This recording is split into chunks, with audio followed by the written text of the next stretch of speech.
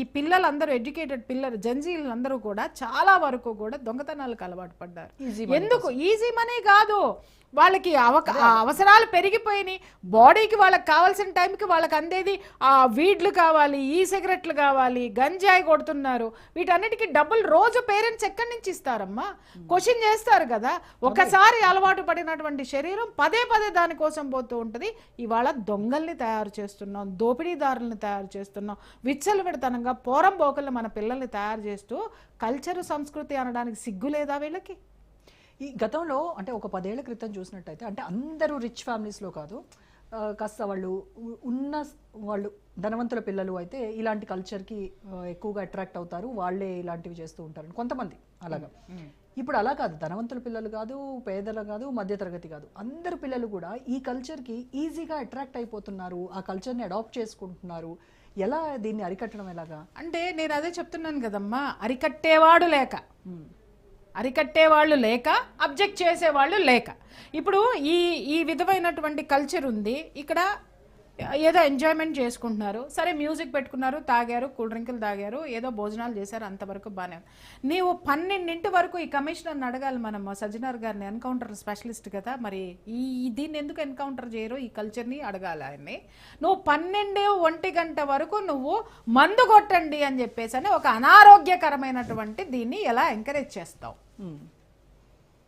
Okay, as an administrator నువ్వు ఒక చట్టాన్ని సంరక్షించేటటువంటి వాడు తాగిన తర్వాత ఎన్ని జరుగుతాయి అనేది యాజ్ అ పోలీస్ ఆఫీసర్ ఆయనకి తెలియదమ్మా?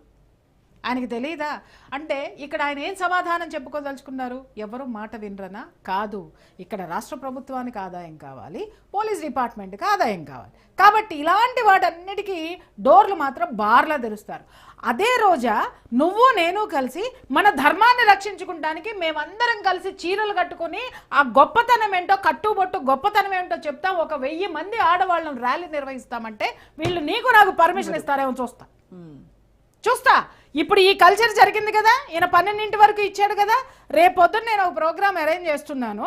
మన కట్టు బొట్టు మన సంప్రదాయం ఎంత గొప్పదో చెప్పడానికి దాదాపు 10,000 మంది గృహిణులతోటి, స్త్రీలతోటి, పిల్లలతోటి మన కట్టు బొట్టు సంప్రదాయాన్ని చెప్పడానికి భారీ ర్యాలీ తీస్తున్నా.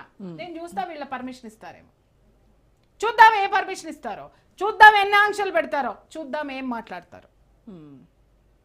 ఎందుకంటే అరే ఇలాంటి వాటిల్ని మనం చెయ్యాలా, ఇలాంటివి పదే పదే చేస్తూ ఉంటే, కనీసము మనం వాటిని అబ్జెక్ట్ చేస్తూ ఉంటే, పబ్కి వెళ్ళేటటువంటి పిల్లలు, ఇలాంటి దారిని వెళ్ళేటటువంటి పిల్లలు, ఎందుకంటే నా ఇంట్లో కూడా ఉన్నారు కాబట్టే నేను మాట్లాడుతున్నానమ్మా. ఎలా అయిపోతుంది అనంటే సమాధానపరుచుకోలేనటువంటి స్థితిలోకి మనం నెట్టివేయబడుతున్నాం. ఒక మొండితనం అనేటటువంటిది పిల్లల్లో వస్తుంది. కారణం ఏంటంటే ఆ పేరెంట్స్ వద్దంటున్నారు, నువ్వెందుకు వద్దంటున్నావు? నువ్వు నీ ప్రవచనాలు ఏమన్నా ఉంటే స్క్రీన్ మీద చెప్పని మాట్లాడే పిల్లలు నా ఇంట్లో బోల్డ్ మంది ఉన్నారు. దవడ బాలగొట్టి లోపల కూర్చోబెట్టాను, అది వేరే విషయం, మళ్ళీ తర్వాత నోరెత్తనియను. కానీ నాకు అర్థమైంది ఏంటంటే నేను నా పిల్లల్ని కాపాడుకున్నాను, కానీ వీళ్ళ మనసుల్లో నేను శత్రువులు అవుతున్నానే. ఈవిడ అక్కడికి పంపించదు, ఈవిడ బయట ప్రపంచం మాకు తెలియనివ్వదు, ఈవిడ కడుపును పొట్టడమే మాకు అసలు ఒక పెద్ద మైనస్ పాయింట్ అని ఆలోచిస్తున్నారు.